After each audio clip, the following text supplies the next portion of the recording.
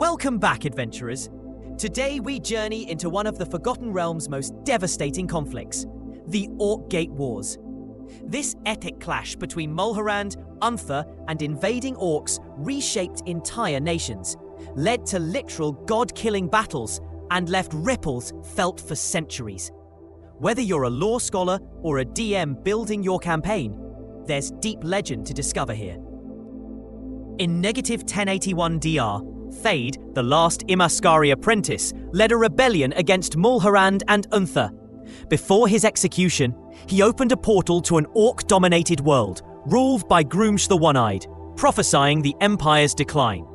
Unknown to Faerun, this Orcgate lay dormant until negative 1076 DR, when fanatical orcs poured through, unleashing the Orcgate Wars and forever altering the old empires. What distinguished these invaders was their divine tether. The orcs that emerged weren't Faerun's native tribes, but grey orcs, a more disciplined, devout, and warlike people whose direct connection to Groomsh gave them powerful shamanic leaders. This differed starkly from Faerun's indigenous orcs, who were divided and less bound to divine guidance. Throughout the campaign, these grey orcs showed unity and purpose uncommon to the wild tribes already present.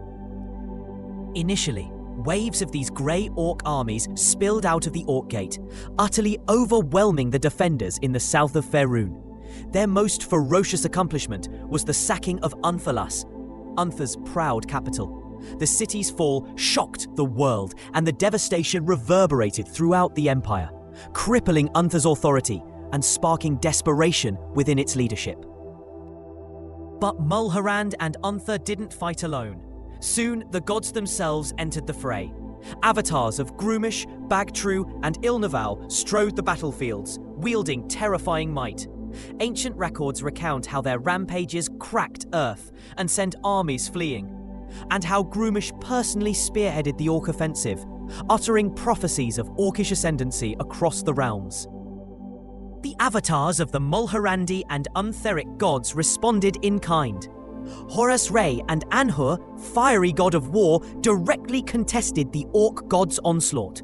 Notably, Untheric gods Raman, a thunder-wielding war deity, and Gilgeem, the god king, led glorious charges. Mulhorand's Nephthys, goddess of protection and wealth, shielded key cities with her divine wards, saving thousands. An especially legendary moment was the Battle of the Gods' Wall, a climactic confrontation where the avatars of gods fought directly. Here, mortals witnessed the divine pantheons in all their power. Whole swathes of land were sundered or forever transformed by the clash of deific foes. The Gods' Wall itself remained a site of eerie energy and arcane residue for centuries, an evocative location for any lore-rich adventure.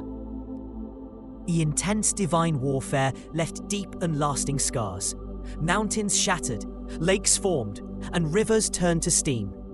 In the Rowering Desert, where Imaskari ruins yet slumber, the weave itself grew unstable, leading to pockets of wild magic and rumours of lingering portals.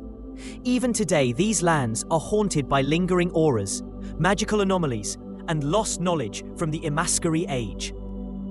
The decisive end came in negative 1069 DR, when Mulhorandi priests, at great cost, managed to sunder the Orcgate, forever closing the rift. This cut off the orcs' reinforcements and ended the flow of divine power, turning the tide at last. Even with victory, both sides were shattered. Mulhorand and Unther had suffered catastrophic losses, and the scars of the war would never fully heal. With the gate destroyed and their gods' avatars banished, surviving grey orcs scattered across the old empires. Many retreated north and east, carving out new lives in the wilds of Thesk, the Shah, and the mountains beyond. Some banded together to found lasting kingdoms like Vastar, a new orc homeland in the east that would shape orc society for centuries to come. The departure of the orcs left ruined cities and broken armies, but also power vacuums and unrest. Mulhorand's reliance on slave labour backfired, fueling major slave uprisings, and Unther never truly recovered its imperial glory. These weakened realms later found themselves vulnerable to new threats, including, much later in history, the likes of the Tuigan horde sweeping in from the east. The Shah region, scorched by Orc raids, never regained its balance and became a patchwork of Orcish strongholds and ruined towns. These Orc-ruled enclaves influenced trade, migration, and even racial relations in the centuries that followed, contributing to the mix of cultures and tensions still present in the region by the modern era. One lingering mystery for sages and DMs alike: the fate of the Imaskari sites entwined in this tale. The original Orcgate was rooted in Imaskari magic, whose secrets are still sought after today. Adventurers venturing into the Roaring Desert or Godswall region might uncover hidden chambers, temporal anomalies, or the remains of divine avatars, potential campaign hooks brimming with planar and divine danger. Dungeon Masters, the possibilities for adventure here are endless. Imagine a quest delving into the Godswall's ruins to harvest residuum left by the gods, or an artifact hunt within Imaskari vaults warped by war. What relics or dangers might linger from the day mortals watched gods do battle on the very soil? As for the Orc survivors, their integration with native populations changed the face of Orc society in Faerun. Grey Orcs brought new faith practices and martial training, which over centuries merged with local customs, reshaping Orcish spirituality and forging distinct cultures that would later figure prominently in the region's history. Even the divine relationships were altered. Groomsha's defeat and the Avatar War spurred lasting shifts in Orcish faith. Tales of the Orcgate Wars became central to their oral history, reinforcing the bond between the Orcs and their gods, but also serving as a cautionary tale of mortal and divine hubris. If you're building a campaign, consider that the echoes of the Orcgate Wars can shape any adventure in the Old Empires or beyond. What if a cult seeks to reopen the Orcgate using forgotten Imaskari rites? Or perhaps your party finds themselves facing wild magic storms and divine hauntings at the old Godswall battlefield. There's no shortage of story to draw from this legendary war.